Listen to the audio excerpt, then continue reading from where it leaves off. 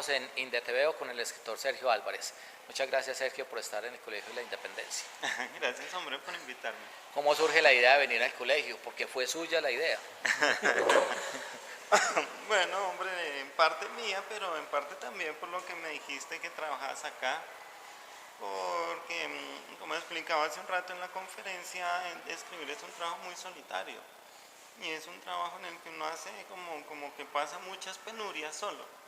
Entonces, cuando se presenta la oportunidad de compartir con un lector, de compartir con un lector joven, con un lector curioso, pues es una oportunidad que uno no puede desaprovechar. Esas experiencias suyas en otros colegios, decía hace un momento que estuvo en Guadalajara, ¿cómo es? O sea, ¿qué tan similares son? Porque a veces parecería que somos distintos, pero como que en esencia somos los mismos. En México fue igual que en Colombia, yo me sentí exactamente como en Bogotá, más que como en Bogotá, como en tierra caliente de Colombia. Los muchachos súper inquietos, súper curiosos, muy divertidos, con buen humor. Hicimos una charla muy parecida a esta, pero como con el doble de gente, y realmente funcionó. Yo salí muy contento y todo el mundo creo que quedó muy contento. ¿Qué recuerda usted de su época del colegio en lo que fue su desempeño en el área de español? Porque en esta materia hay docentes que pronto muy gramaticales y hay otros que trabajan mucho el asunto de la escritura. Porque es que curiosamente hay escritores que les fue muy mal en el colegio como estudiantes de español. Y mira, lo que pasa es que, digamos, por carácter los artistas les gusta más hablar carreta, como la vida, ¿sabes? A mí lo que me pasó fue eso, o sea, a mí me interesaba mucho hablar con mis amigos, reírnos, pasear, hacer cosas, pues yo no le veía ningún sentido a aprender gramática. Y creo, digamos, pues yo doy talleres literarios y estas cosas, y yo siempre le digo a la gente, usted escriba. No se preocupe si tiene mala ortografía, si tiene problemas de construcción de frase, no, escriba. Porque lo más importante es que salgan las historias y que fluyan.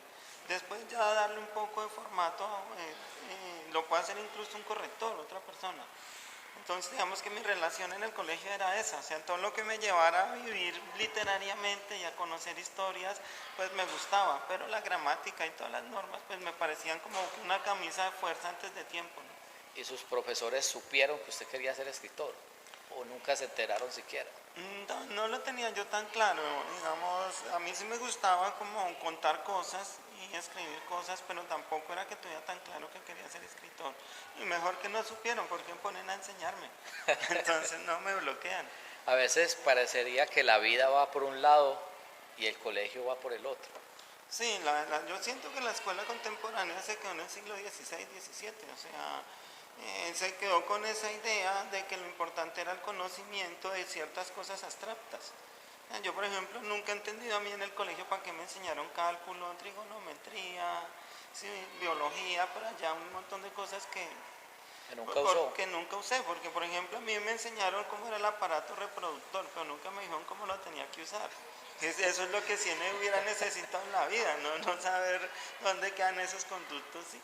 Yo siento que la escuela está muy atrasada y genera una resistencia en el alumno porque el alumno no siente que es práctica. Imagínate, a mí me hubiera gustado que me hubieran enseñado, por ejemplo, a manejar los afectos. O sea, porque uno llegaba viejo y todavía no ha entendido cómo es la relación con sus papás, con sus hermanos, con sus parejas, con sus hijos, porque nunca nadie le enseñó eso se podía enseñar en la escuela, cómo manejar la sensualidad, cómo manejar un carro, sí, cosas básicas, o sea. Aprender a... Por ejemplo, aprender a manejarla con la plata. O sea, los colombianos no generamos riqueza porque no sabemos manejar la plata. Eso sería mucho más importante que aprender un montón de materias que realmente no te van a resolver en el futuro nada. Usted terminó el bachillerato y llegó a la universidad. ¿Cómo fue esa instancia, ese periodo universitario? No, yo llegué a la universidad y me aburrí inmediatamente. A los 2 o 3 meses yo decía, no, yo no quiero estar acá. ¿Y qué estudió? ¿Qué estudió? Empecé filosofía. Y era terrible, yo llegaba a las clases y había un montón de tipos allá disertando sobre un montón de cosas que a mí no me interesaban, mientras afuera de la universidad el país estaba en guerra, ¿sabes? Y estos tipos hablando de si el problema de Platón, del lenguaje, no sé qué, yo dije, no, a mí esto no me interesa, y me fui. Se fue para la selva. Me fui a vivir a la selva, sí, porque yo no quería, pues yo no quería teorizar sobre cosas que no... Yo quería entender en qué país estaba, qué estaba pasando en ese país, porque ahí ya de alguna forma sí ya tenía claro que quería escribir y quería pues tener un tema, no una teoría. Entonces en su casa se les paró los pelos a todos cuando usted Ah, dijo, sí, no, eso es un crash. Menos mal que me fui a la casa, porque si no, mi pobre madre hubiera enloquecido. por poco lo desheredan, porque usted Sí, dice, quiero ser escritor y se enojan y lo miran feo, pero me quiero ir para la selva y no sé cuándo vuelvo. exacto, no, eso, digamos, eso fue terrible. Me acuerdo mucho que mi mamá estaba separada de mi papá hacía 10 años.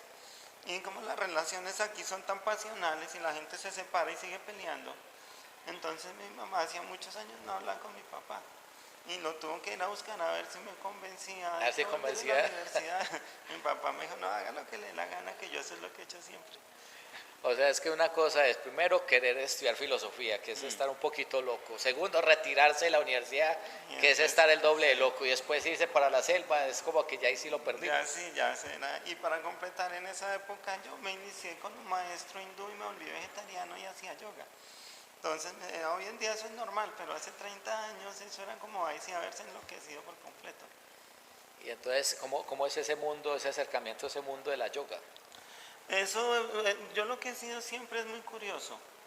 O sea, yo no tengo prejuicios. Como que si alguien me dice, ah, mira, existe el comunismo y tal, y eso le hace este libro, yo voy y me leo el libro. Me parece chévere saber qué pasa ahí, ¿no? Y con el yoga y esto me pasó igual. Un día encontré un amigo mío, empezó a frecuentar todo ese mundo y un día me prestó un libro y dijo, lea esto. Y yo lo leí y me pareció chévere. Digamos, todo lo que ahí se planteaba y todo lo que se hablaba me parecía coherente. Entonces, para poder recibir la iniciación con ese maestro había que hacerse vegetariano. Yo dije, bueno, pues ya me hago vegetariano. Y entonces después empecé, digamos, a recibir la iniciación y empecé a hacer yoga y me gustó y todavía me gusta. Eso, ese acostumbrarse a vivir en la selva después de ser uno, alguien citadino, ¿cómo fue? Y eso fue muy duro porque ahí, por ejemplo, yo en España nunca me he sentido extranjero, pero en el Pichá sí. ¿Por qué? Porque, por ejemplo, cuando yo llegué a vivir a Barcelona, la gente con la que yo vivía tenía mis mismos referentes. O sea, si yo le hacía un chiste, si yo le hablaba de algo, la gente me entendía. Pero cuando tú sales de la ciudad, de un ambiente más o menos intelectual como en el que yo crecí, y vas a vivir en un campo con gente que nunca ha ido a una escuela, nadie te entiende. O sea, cada vez que vas a citar un ejemplo, no puedes citar el ejemplo porque ellos no entienden. O sea, digamos, yo me sentí extranjero, absolutamente extranjero, y me gasté casi 3 años Adaptándose. en saber cómo moverme en ese mundo. Por ejemplo, me acuerdo una vez que estábamos haciendo una escuela de leña y yo había en clase de física en quinto bachillerato me había aprendido todas las leyes de los gases de Newton, ¿sí? Entonces, cuando empezamos a hacer la escuela de leña, el campesino la estaba haciendo mal. Bueno, yo no le podía decir al campesino, no, es que la tercera ley de Newton dice tal cosa, Ajá. porque él se hubiera sentido maltratado, ¿sí? Y me tocó dejar que hicieran mal la estufa y esa estufa nunca funcionó porque no había ninguna forma en que este tipo yo le pudiera explicar sin hacerle daño, sin maltratarlo, que los gases no salían en la forma que él pensaba, sino de otra manera. ¿Y cómo se sobrevive en la selva 5 años? Bueno, nosotros la verdad vivimos como ingleses en la selva, porque yo me fui con un par de amigos que eran muy ricos, sus familias eran muy ricas. Entonces, pues tomábamos té, comíamos salsa al pesto, pastas al pesto, vivíamos como reyes. O sea, era muy duro, digamos, estar tan lejos y el trabajo de campo. O sea, yo nunca en mi vida había cogido un machete o una pala, un marretón, o nunca me había tocado matar culebras para poder ir a orinar y esas cosas. Entonces, digamos, eso era duro, pero como no fue tan, yo no iba como colono. Sí, nosotros íbamos en otro plan. Entonces, aunque hicimos una vida de colonos que era dura físicamente, pues sí vivíamos muy cómodos porque teníamos unas familias fuera que nos protegían. Y luego volverse a adaptar a la ciudad, ¿cómo es? No, eso es como montar bicicleta. O sea, uno después de que No se aprende, olvida. sí, no, uno se puede ir donde quiera, pero si creció en Bogotá 17 años y vuelves a su ciudad, no, es como, es dura la adaptación cuando no tienes una infancia, una adolescencia previa, eso sí es duro. Pero después volver a Bogotá, ¿no? Volver a tener los mismos vicios que uno tenía antes es rápido. O sea, Eso se recupera se retoman nuevamente a toda velocidad. rápidamente. Aquí Jason nos va a comentar algunas inquietudes que tiene. Una inquietud primeramente frente a cualquier escritor que yo me comunique es qué autores han influenciado completamente. A mí, digamos, me encanta Cervantes, como que realmente me parece genial. Me parece genial Guillermo Cabrera Infante, como todo su trabajo, el lenguaje, todo. García Márquez es inevitable en la formación de un escritor colombiano. Juan Rulfo, por ejemplo, que es un escritor tan fuerte, a mí me gusta mucho. Por ejemplo, todos los escritores policíacos, Raymond Chandler, Dashiell Hammett, todo ese tipo de escritores a mí me encantan. Ya que hablas, es claro que tú eres un escritor colombo-español y qué piensas de la literatura colombiana. No, yo sigo siendo un escritor colombiano, o sea, por circunstancias, digamos, físicas y de simple economía me ha tocado vivir fuera, pero yo sigo siendo un escritor colombiano. Yo creo que la literatura colombiana todavía, aunque ha dado grandes pasos, todavía es una literatura que no ha encontrado su espacio propio, ¿sabes? Yo siento que nosotros todavía seguimos manejando modelos extranjeros, seguimos pensando que esos modelos extranjeros son los que hay que imitar. Nos falta explotar muchísimo nuestro propio carácter, nuestro lenguaje, nuestras propias historias, darle valor a todo lo que nosotros tenemos y construir a partir de nosotros. Pero aún así, pues tenemos una literatura que ya tiene una mínima tradición y desde la cual se puede empezar a hacer cosas. Hay gente que se avergüenza, hay escritores que se avergüenzan de lo propio. Que yo he escuchado a algunos que dicen, no, es que es como una herejía en una novela mencionar las calles de Medellín, las calles de Bogotá, ¿no? Es mejor hablar de la Quinta Avenida, hablar de tal calle de París o de Frankfurt, porque es más universal. ¿Qué debemos hacer para superar ese complejo? Es un tema muy complicado porque eso parte de la forma como construimos la cultura. O sea, nosotros todavía seguimos pensando, creyendo lo que nos dijeron los españoles y los ingleses cuando nos colonizaron. Y es que ellos traían la cultura a la civilización, a la barbarie. Entonces, imagínate, eso es un concepto que ya 500 años metido en nuestra cabeza. Y eso no era cierto. O sea, lo que había aquí no era una barbarie, sino otras culturas distintas, con otras ideas y otra forma de relacionarse con el mundo. Entonces, nosotros durante 500 años hemos arrastrado la idea de que lo que teníamos no servía y que lo que llegaba era lo bueno. Y esa idea sí persiste en todo. O sea, nosotros todavía no hemos dado el paso a decir no. Lo importante no es lo que hizo el inglés o lo que hizo el francés o lo que hizo el americano, sino lo importante es en los seres humanos cómo se comunican y qué tipo de métodos usan para comunicar y expresar lo que sienten. Entonces no es importante la literatura porque siga una tradición en un país o en otro, sino es importante porque es el medio en el que un ser humano se expresa. Pero si ese medio no es un libro, si no es una canción, si no es un ritual indígena, tiene el mismo valor, tiene el mismo valor una fiesta de indios allá silbando y haciendo cosas, porque eso lo importante es que transmite sus inquietudes como seres humanos. Entonces, a partir de toda esa construcción sigue habiendo un discurso arribista, un discurso en el cual si sabes de ópera eres culto, pero si te sabes toda la historia del vallenato eres un bobo. Cuando no, yo pienso que si tú te sabes toda la historia del vallenato y has sabido a partir del vallenato construir todo un imaginario, eso es tan importante como ser experto en la historia de la ópera. Es un proceso largo que yo me imagino tardará y tardará hasta que de alguna forma salgamos como de toda esa compleja inferioridad que ellos mismos nos impusieron. Es que de hecho la lectora tiene un epígrafe, ¿cierto? Sin medir distancias de Diomedes, pero además a lo largo del libro hay referencias a la música de Diomedes y de igualmente en 35 muertos hay como pisticas, como huellitas de su pasión que es el vallenato. Sí, a mí me interesa mucho, digamos, cuando todos mis personajes tienen índole popular y la mayoría de esos personajes han construido sus vidas a partir de toda esa música. ¿sí? Y a partir de esa música han crecido, han soñado, se han enamorado, se han traicionado, han vivido a partir de todo eso. A mí eso es lo que me importa. Yo no creo que si uno se enamora oyendo a ópera, se enamora más que oyendo a Darío Gómez. Se enamora igual y el polvo que se echa es el mismo.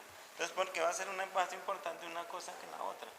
Y es de pronto realmente reconocernos como pueblo. Reconocernos como personas, como pueblo, como nación, como todo. Y es más, si nosotros realmente quisiéramos asimilar otras culturas, deberíamos tener muy clara la nuestra, porque solamente en una relación equilibrada se puede aprender del otro. O sea, aprender de verdad, ¿sí? Porque lo otro es puro como tomarse un jarabe que no sabes si te va a funcionar o no te va a funcionar. Cada libro es como una etapa de su vida, ¿cierto? La lectora es de alguna manera como el despeje definitivo de esa pregunta, ¿será que sí voy a ser escritor o no? Mapaná es un lenguaje un poco más transparente, más limpio, y es una historia juvenil, y 35 muertos es como el libro que usted lo está catapultando a nivel internacional, ¿verdad? Sí, mira, un libro para que sea bueno tiene que ser honesto. Y un libro para que sea honesto tiene que implicar todo lo que conmueve y todo lo que le interesa a un autor. Entonces, exactamente como tú dices, La lectora es el libro en el que yo me hacía preguntas de si iba a ser escritor, si no iba a ser. Es un libro narrado en un espacio de Bogotá que para mí era muy importante como espacio vital. Y es un libro que representa un momento en mi vida. Mapaná hace exactamente lo mismo y 35 muertos hace exactamente lo mismo. Y por ejemplo, me estoy demorando muchísimo en el siguiente libro porque me siento como en una etapa de transición. Me siento que después de 35 muertos me tengo que replantear muchas cosas que antes de 35 muertos como persona no me planteaba.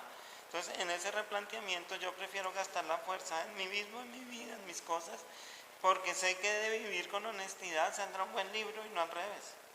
¿Y qué hay en remojo? Hay dos temas ahora que me preocupan mucho. Te decía, el tema de la identidad, el asunto de uno realmente quién es y quién quiere ser, y el asunto del desarrollo, de qué consideramos nosotros que es avanzar, ¿sí? Como desarrollarnos tanto como personas como sociedad. Apenas estoy empezando a darle vueltas al tema para, digamos que de alguna forma a partir de esas primeras inquietudes surja una historia. Y mientras tanto, ¿cómo se vive? Mientras tanto, a mí me gusta mamar gallo. Entonces, ahora por ejemplo estoy escribiendo la historia de una universidad que me pagan por ir a escribir allá. Estoy empezando un proyecto de televisión que no sé si nunca se haga, pero que es súper divertido hacer. Hago pequeñas cosas en el cine, o sea, me la tomo suave. Muchas gracias, Sergio, por haber estado en... ¿Hay una pregunta? Yo tengo una inquietud. La vida de un escritor se dice que es muy incierta, entonces no se sabe, pues así, algunos tienen algunos momentos muy críticos, todo eso. Entonces mi pregunta era, ¿cuál ha sido ese momento para usted, ese momento crítico en el cual usted diga, me quiero rendir, pero que suceda algo y en realidad no se rinda antes, eso lo lleve a impulsarse más? Mira, la vida de un escritor no solamente es incierta, sino que si dejara de ser incierta uno se volvería un mal escritor. O sea, porque cuando uno está en un espacio incierto se hace preguntas. Si uno se pregunta yo quién soy, yo para dónde voy, esa vieja si me quiere, esa vieja se acostó con mi mejor amigo, o sea, esa es la incertidumbre donde uno se hace preguntas trascendentales. Entonces, si uno no se mantiene en esa incertidumbre, pues ya no, lo que escribe no interesa, porque es como que ya no se hace preguntas, sino uno ya cree tener las respuestas. Y la gente no está buscando respuestas, está buscando historias, está buscando cosas que lo conmuevan. Entonces, digamos, yo creo que yo cuando empecé a ser escritor fue tal la incertidumbre que ya me adapté a ella, ¿sí? Y muy seguramente me sentiría raro si esa incertidumbre no estuviera ahí.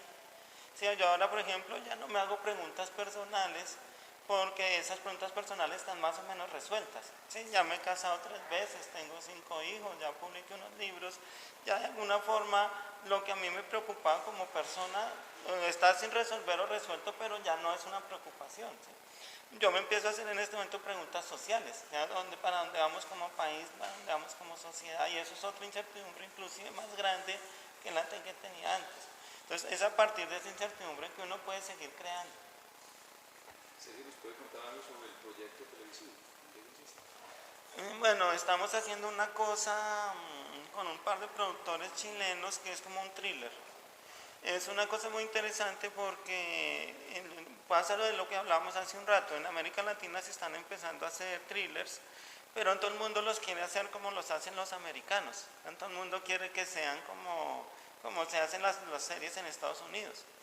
Entonces, estamos como en la discusión, yo les digo, no, hagamos una serie pero al estilo latinoamericano, con variables latinoamericanas y todo eso. Entonces, como hemos podido entrar en ese diálogo, yo estoy trabajando ahí.